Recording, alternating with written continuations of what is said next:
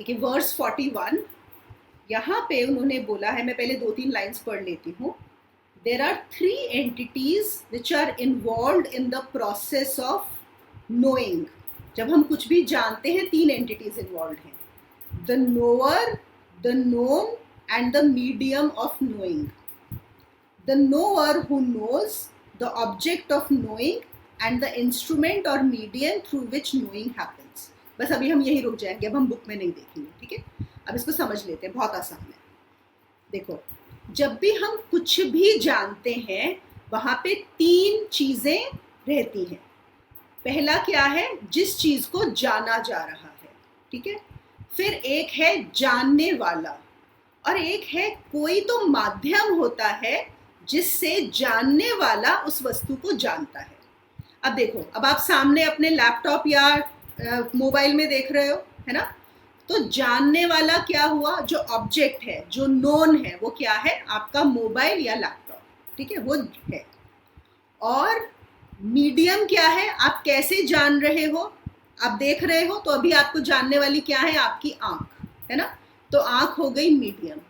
और कौन जान रहा है कि ये है, वो है आपकी इंटेलेक्ट, ठीक है। तो जो ऑब्जेक्ट और एक जानने वाला और बीच में जो मीडियम है, ये क्लियर हुआ। मोबाइल, आंखें और आपकी बुद्धि। अब जैसे कि उन्होंने जैसे यहाँ पे एक एग्जांपल दिया है कि ये ताली बजाई, ठीक है, ताली बजाई तो एक आवाज हुई। अब ये आवाज है ऑब्जेक्ट जिसको जाना जा रहा है, known, the object which is known. और कौन जान रहा है, कान, है ना, कान में आवाज आई, कान सुन रहा है। और मतलब मीडियम जो है, और जान कौन रहा है, इंटेलेक्ट, बुद्धि जान रही है, ठीक है। तो ऐसे ही हम कोई भी चीज देखें, अगर मैं अभी एक आम खाती हूँ तो जाना जा रहा जो ऑब्जेक्ट है वो होगा आम, जो जिसके थ्रू जाना जा रहा है वो होगी जीभ, और जानेगा कौन, बुद्धि जानेगी कि ये आम खाया गया है। यहाँ पे किसी को कोई डाउट है, इज दिस क्लियर, तीनों चीजें, ठीक है। अब देखिए, अब क्या होता है, अब समझने वाली बात क्या है, पहला स्टेप क्लियर हो गया। अब हम नेक्स्ट स्टेप पे चलते हैं। नेक्स्ट स्टेप ये है कि कुछ चीजें ऐसी होती हैं कि जो ऑब्जेक्ट है हम देखते हैं इसमें कि वो सेम रहता है, जानने की इंद्री भी सेम रहती है, लेकिन जो इंटेलेक्ट है वो क्या जान रही है वो बदल सकता है ना। अब जैसे सपोज अभी हम लोग इकट्ठे होते और हमने बिरयानी कहीं से ऑर्डर की होती कि हम लोग सब मिलके बिरयानी खाएंगे लंच में, ठीक है। अब बिरयानी तो एक ही है, एक ही बिरयानी है जो हम लोग सब खाएंगे, तो ऑब्जेक्ट एक ही है, ठीक है। फिर हम लोग सब खाएंगे तो हम कैसे जानेंगे उस बिरयानी के स्वाद को, जीभ से। तो जीभ यहाँ पे चाहे अलग अलग है पर फिर भी चलो स्वाद आ रहा है। अब हम में से कोई बोलेगा अरे वाह बिरयानी बहुत बढ़िया है ना। कोई बोलेगा ज़्यादा अच्छी नहीं है बिरयानी, मज़ा नहीं आया खा के। कोई बोलेगा हाँ ठीक थी, मतलब ना बहुत अच्छी थी ना बुरी थी। अब बिरयानी वही है ना, ऑब्जेक्ट वही है, लेकिन जो उसको मतलब नोन वही है, लेकिन जो जानने वाला है वहाँ पे सबका अलग अलग हो सकता है ना। जैसे कोई एक इंसान होगा, आप बोलोगे अरे ये तो मेरा दोस्त है, और दूसरा बोलेगा अरे ये तो मेरा दुश्मन है। तो ऑब्जेक्ट सेम होते हुए भी the known, the object is the same but it becomes different for the knower.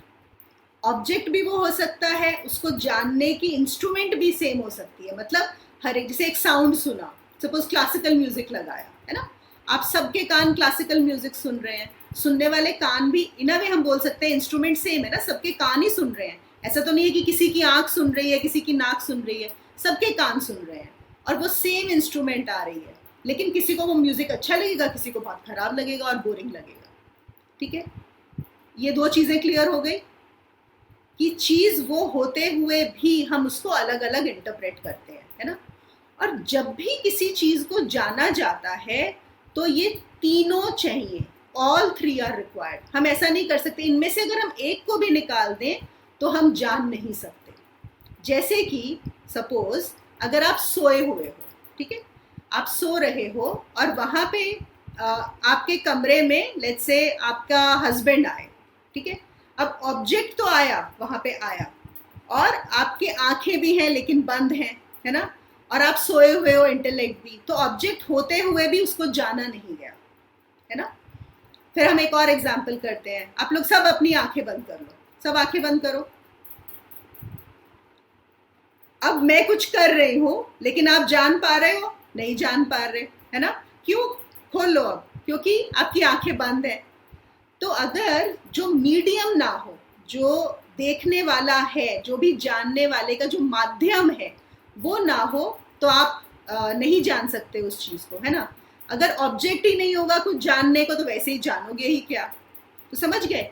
तो कभी भी हम कोई भी चीज जानते हैं उसमें हमें तीनों चीजें चाहिए, ठीक है। तो ये तीनों ऐसे होता है। फिर वो इसको और उन्होंने अच्छे से एक्सप्लेन किया है।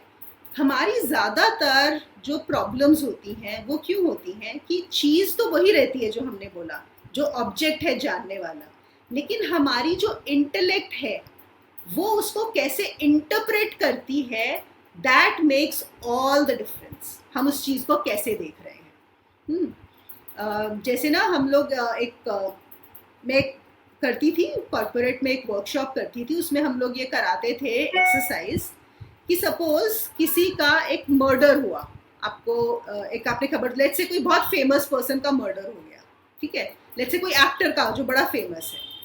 अब आप देखो उसके इंटरप्रिटेशंस कितने अलग अलग हो सकते हैं हर एक के लिए। मर्डर तो उसी बंदे का हुआ है, एक फेमस पर्सन का, एक ही मर्डर है। आप उस जानोगे कि हाँ मर्डर हुआ है, कैसे जानोगे? न्यूज में सुनोगे, अखबार में पढ़ोगे, कुछ भी होगा, लेकिन सबके रिएक्शंस अलग अलग होंगे, है ना। जो प्रेस मीडिया वाले होंगे उनको तो एक न्यूज के लिए बहुत बड़ी चीज मिल जाएगी कि चलो अब ये शुरू हो गया, है ना। अगर सपोज जो प्रोड्यूसर है जिसकी मूवी वो एक्ट कर रहा है उसका रिएक्शन बिल्कुल डिफरेंट होगा कि अरे कितना लॉस हो गया, अब मैं क्या करने वाला हूँ यहाँ पे। ओके, अब सपोज कभी ऐसा हो जाता है कि वो मर्डर की वजह से उस एरिया में कर्फ्यू लग गया क्योंकि इतना लोगों ने शोर मचा दिया, कुछ हो गया, तो जो बच्चे हैं स्कूल वाले उनकी स्कूल की छुट्टी हो जाएगी, तो वो उसी चीज को एक अलग तरह से इंटरप्रेट करेंगे, है ना। तो एक ही चीज होती है, ऑब्जेक्ट सेम रहते हुए भी एक ही ऑब्जेक्ट में हर एक के रिएक्शंस अलग होते हैं। और फिर क्या होता है, हम लोग पता कैसे करते हैं जज, अरे वो देखो कैसे बिहेव कर रहा है इस चीज को, उसको क्या हुआ, उसने ऐसा क्यों करा, उसने ऐसा क्यों बोला। क्यों? क्योंकि हमारे दिमाग में क्या लगता है कि जैसे हमने उसको देखा दूसरा भी वैसे ही देखे। ऐसा होता है कि नहीं? कभी कभी हम कोई चीज होती है, हमें लगता है, सपोज हमने किसी को कोई चीज ही दिया, हमें लगता है हम बहुत अच्छा गिफ्ट दे रहे हैं, पर हो सकता है दूसरे को ना पसंद आए, तो हमें बुरा लगता है। क्योंकि मैं ऐसी चीजें सुनती हूँ, ऐसा होता है कि अरे हमने तो इतने अच्छे से उसको दिया था, उसको तो अच्छा ही नहीं लगा, उसको तो ये चीज भी नहीं पसंद आई, या उसको तो हमारा खाना नहीं अच्छा लगा, या ये हो गया, जो भी वॉट एवर इट इज, है ना। आप लोग समझ गए बात को, ठीक है। इसमें कोई डाउट कि हमें तीनों चाहिए कुछ भी जानने के लिए, और एक भी ना हो तो हम उसे नहीं जान सकते। और फिर सेम ऑब्जेक्ट होते हुए भी जो इंटेलेक्ट उसको कैसे इंटरप्रेट करेगी वो हमारा बदल जाएगा, और उससे हम सबका संसार बदल जाता है उस इंटरप्रिटेशन से। देखो यहाँ पे भी एक ही फैमिली के दो लोग एक चीज को अलग अलग इंटरप्रेट करेंगे, तो अब जो हम बोल रहे थे हमारा चित्त ही हमारा संसार निर्मित करता है, तो हो गया ना आपका संसार अलग। आप एक चीज को कैसे इंटरप्रेट कर रहे हो, आपका वर्ल्ड डिफरेंट हो गया, चेंज हो गया, ठीक है।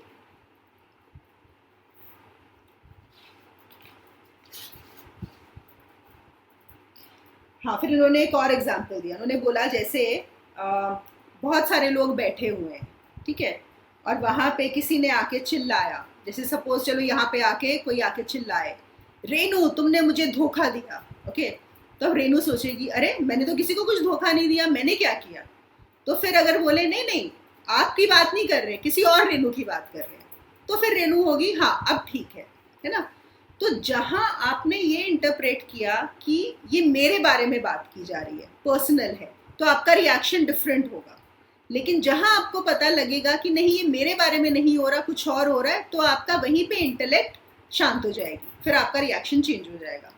इसका एक स्टोरी आती है, कहते हैं कि जैसे एक आदमी था, उसको किसी ने बताया, शॉप पे काम कर रहा था, कि अरे तुम्हारे घर में आग लग गई है। ओके, जैसे उसको पता लगा कि मेरे घर में आग लग गई है, ऑब्वियसली सब कुछ डिस्टर्ब हो गया वहाँ पे, है ना, सब कुछ डिस्टर्ब हो गया, और वो भागा जा रहा है घर, उसको कुछ नहीं पता रास्ते में कौन दिखा कौन नहीं दिखा, क्या आया क्या फोन आए, पूरा दिमाग। लेकिन जब घर पहुंचा तो पता लगा उसके घर में आग नहीं लगी थी, उसी नाम के किसी और घर में आग लगी थी। ओके, तो जैसे ही वहां पहुंचा तो एकदम शांत हो गया। ठीक है, अब हम इससे क्या सीखते हैं, हम इससे क्या, how can we apply this in our life. हम इस चीज को, हम ये जानते हैं कि ऑब्जेक्ट सेम है लेकिन इसके इंटरप्रिटेशंस अलग अलग हैं, हम इससे क्या सीख सकते हैं। मैं यहाँ पे क्या कह, जो मेरा एक पॉइंट है एग्जैक्टली जो मेरे दिमाग में है ऑब्वियसली, कि जब हम ये जानते हैं कि कोई भी एक चीज हर कोई अलग तरह से इंटरप्रेट करेगा, अब हम सिंपली इसी पॉइंट पे आते हैं, कहीं बाहर नहीं जाएंगे, ठीक है ना, हर कोई अलग तरह से इंटरप्रेट करता है, तो इसका मतलब मेरा इंटरप्रिटेशन किस पे बेस्ड है, जो मैंने माना है, जो मैंने समझा है ना। लेकिन इसका मतलब है कि वो इंटरप्रिटेशन भी सही नहीं है, कोई सही या गलत इंटरप्रिटेशंस नहीं होते हैं, है ना। और अगर मेरा इंटरप्रिटेशन से मुझे परेशानी होती है, मुझे दुख होता है, जैसे चलो मेरा घर जल गया, ठीक है, अगर मैंने सुना, ऑब्वियसली ये बहुत डिस्टर्बिंग चीज़ है, इसमें कोई शक नहीं है, लेकिन ऑलमोस्ट रेस्ट ऑफ द दुनिया के लिए को उससे कोई फर्क नहीं पड़ता अगर मेरा घर जल गया, है कि नहीं। हो सकता है किसी को खुशी होगी, कोई सोचेगा अरे इसका घर जल गया, चलो अब हमारे पास नया चांस है कि हम यहाँ पे इसका कंस्ट्रक्शन करेंगे तो हमारे पास बिजनेस मिलेगा, कोई ऐसा भी तो सोच सकता है ना अपने सोच से। किसी का नुकसान होता है तो किसी का फायदा भी होता है ना, समझ रहे हो इस बात को। तो अगर कोई भी, जब मेरा मन किसी चीज को ऐसे इंटरप्रेट करता है जहां पे मुझे परेशानी होती है, इमीडिएटली आप अपने इंटरप्रिटेशन को उस समय बदल सकते हो, जस्ट ट्राई दैट। मैं बात कर रही हूँ सिर्फ कि हम कैसे एक सिचुएशन को भी यूज कर सकते हैं, कि मैं कैसे, क्या मैं अपनी इंटरप्रिटेशन यहाँ पर बदल सकती हूँ, can I just change my interpretation, can I let go of it, because to 99% people it doesn't matter what has happened, so that means it is not important. important किसने बनाया है, मैंने उसे importance देके important बनाया है कि नहीं, otherwise it is not important, है ना। अब एक छोटा सा एग्जाम्पल, और यहाँ पे तो ये होता है ना, अरे किसी के, जिसमें हमेशा बोलती रहती हूँ, खाना खाने गए, अरे खाना अच्छा नहीं था उनके घर का, is it a big deal, मतलब you make a big deal out of those things ना। हो सकता है किसी को बहुत अच्छा लगा हो, उसमें न्यूट्रल रहो ना, चुप रहो, कुछ कहने की जरूरत ही नहीं है। मतलब देर आर 99 थिंग्स जिस पे हमें रिएक्ट करने की, जिसके बारे में हमें कमेंट करने की, जिसके बारे में हमें जज करने की जरूरत ही नहीं है। It is not required, isn't it. जब हम ये जान जाएं कि मैं जजमेंट दे भी दूं, यार ये तो बहुत अच्छा था, या ये तो बहुत खराब था, या ये तो ऐसा था, उससे क्या होता है, it is just मेरा interpretation, that's it, it's a very subjective interpretation of things। तो ये आप ट्राई करना, ये मैंने किया हुआ है, एक बार आप समझो तो बहुत हेल्प करता है। आप उसी समय अपने माइंड को ना एक ब्रेक दे देते हो, क्योंकि माइंड का तो काम है, अगर आपने उसको एक चीज पकड़ा दी, वो तो उछल उछल के पता नहीं फिर राई का पहाड़ बनाएगा। आप उसको वहीं पे ब्रेक कर दो कि भैया तुम ये जो लगे हो ना इंटरप्रेट करने में, 1000 लोगों के 1000 इंटरप्रिटेशंस होंगे, तुम्हारे इंटरप्रिटेशन की कोई इंपॉर्टेंस नहीं है। Don't give it importance. आपको अपने माइंड के इंटरप्रिटेशन को इम्पोर्टेंस नहीं देना है, ये सीखना है। इसी जगह एक सवाल है, मतलब वो इससे कंसर्निंग नहीं है अपने सब्जेक्ट से, लेकिन आपकी बात से मुझे जानना है इसका क्या इलाज है, कि अगर आपने जैसे कुछ कहा, बड़े पॉजिटिव वे में कहा, नेगेटिव, जैसे भी आपने कहा, उसके 100 इंटरप्रिटेशन क्यों आते हैं? वो जिस इंसान भाव से कह रहा है वही भाव क्यों नहीं समझ में आता है? ऐसा क्यों होता है? क्योंकि मन अलग है सबके, सबका संसार अलग है। देखो यहीं पे इन्होंने ऑलरेडी बताया हुआ है, आपका संसार आपके चित्त ने क्रिएट किया हुआ है ना। तो आपने ऑलरेडी अलग अलग जो आपने इंटरप्रिटेशंस दिए हुए हैं, उसी के बेसिस पे ही आप अगला इंटरप्रिटेशन भी दोगे, है ना। कोई नया इंटरप्रिटेशन नहीं आएगा, समझ रहे हैं? सिंपली ये बात है कि जिस तरीके से आप किसी बात को आप प्रेजेंट कर रहे हैं, या आपने जैसे अभी कुछ चीज हम लोगों को समझाई, क्यों ना हम उसी भाव से उस चीज को समझने का प्रयास करें, अपना उसमें एक नया क्लॉज ला करके और एक नई चीज बना करके। तो वो तो बड़ा अजीब सा, मतलब ऐसा नहीं हो सकता ना, बनाए नहीं सब लोग अपने अपने आप। पर ऐसा ही है, वो सिर्फ तब होता है, देखिए सिर्फ at the level of self सब एक होता है, वहां पे कोई मिस इंटरप्रिटेशन का, मिस कम्युनिकेशन का स्कोप नहीं होता साइलेंस में, है ना। तो अदरवाइज तो अलग, वही जैसे अब देखो गीता है, भगवत गीता, कोई भी आप ले लीजिए पुराण, हर किसी ने जो इंटरप्रेट किया है वो अलग तरीके से किया है। फिर उसको पढ़ने वाले जब कमेंट्री करते हैं वो भी अलग तरीके से करते हैं, सुनने वाला भी उसको अलग तरीके से समझता है ना। तो इसमें बहुत सारा कॉन्ट्रडिक्ट भी हो जाता है, मतलब कोई उसी चीज सेम चीज को कोई किसी तरीके से कर और कोई बिल्कुल उल्टी तरीके से कर लेता है। अब वो उल्टा है कि हम उल्टे हैं, वो तो एक फर्दर वो है, कोई भी उल्टा नहीं है। लेकिन बिल्कुल मैसिव डिफरेंस आ जाता है, तो कंक्लूजन नहीं निकल पाता है उस चीज का। कभी कभी ऐसा होता है। नहीं बिल्कुल होता है, कभी कभी नहीं, ये बहुत होता है। वही तो बोलते हैं ना, आप क्या बोल रहे हैं, आपने क्या बोला, दूसरे ने क्या सुना, उसने क्या समझा, ये तीनों में बहुत डिफरेंस होता है, बहुत ज्यादा। तो मिसकम्युनिकेशन जो होता है वो सबसे बड़ा एक इशू रहता है हर जगह पे। अब देखो ना, फैमिलीज में भी क्यों प्रॉब्लम्स आती हैं। आप अपने कॉन्फ्लिक्ट्स उठाइए फैमिलीज में, आपको पता लगेगा कम्युनिकेशन इश्यूज हैं सारे। आप क्या बोल रहे थे, वो क्या समझ रहे थे, आपने ये समझा, उन्होंने क्या बोला, इसी में ही टाइम निकल जाता है। फिर भी नहीं समझ, और फिर डिस्कस करते हैं ना, तब भी नहीं समझ पाते हैं डेफिनेटली। तब कुछ और कंफ्यूजन हो जाता है। पूरी शक्ति खत्म हो जाती है समझाने में, लेकिन उसका रिजल्ट नहीं आ सकता है, नहीं आता। माइंड गेम है, माइंडसेट ऐसा ही है। और इसका देखो उन्होंने आंसर यही दिया है, क्योंकि सबका संसार अलग है। देखो, अब जैसे हम आत्मा, अगर हम एक शब्द ही बोलते हैं आत्मा, है ना, अब जितने लोग हैं उस आत्मा का मतलब अलग अलग समझते हैं, है कि नहीं। कोई भी आप शब्द, एनलाइटनमेंट के सबके अलग मतलब हैं, काउंसलिंग, कोई भी आप word, love, everybody thinks of it as different, everybody has a different interpretation of it, isn't it. तो यही है, ये माया का खेल ऐसा ही है जिसमें बहुत सारी अत्यंत संभावनाएं हैं, है ना, इनफाइनाइट पॉसिबिलिटीज।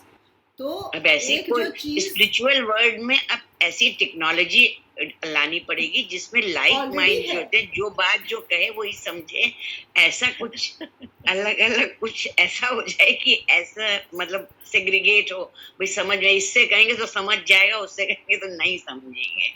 जब आप अपने आत्मन को जान जाएंगे, जब आत्मज्ञान हो जाएगा, फिर एक ही उस पे आ जाएंगे, फिर जो बोला जाएगा वही समझा जाएगा।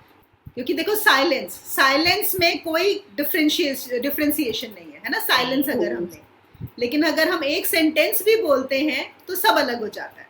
तो देखिए, ये जो मिसकम्युनिकेशन, मिसइंटरप्रिटेशन चलता ही रहेगा, और ये बात है ही। आप कितना भी समझाओ, दूसरा वही समझता है जो उसका माइंडसेट है, जो उसके चित्त में है, उसके हिसाब से ही चीज समझी जाएगी, है ना।